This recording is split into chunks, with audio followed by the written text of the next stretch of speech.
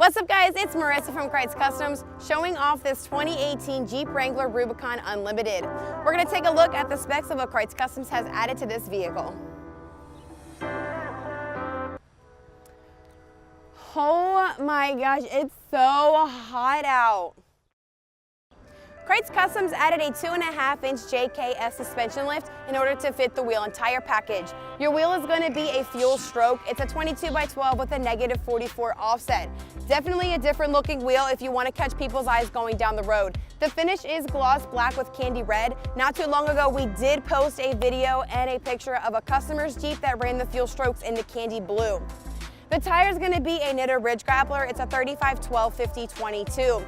If you guys like this Jeep, make sure you go to our Facebook page at Kreitz Customs. Go to our website at KreitzAuto.com. The stock number is 112994. If you want to build your Jeep like this or even have questions about fitment, go to our Facebook page at Kreitz Customs and shoot us a message.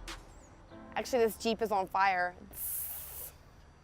Better get it while it's hot. It's not going to last long, especially with these fiery strokes we got going on down here.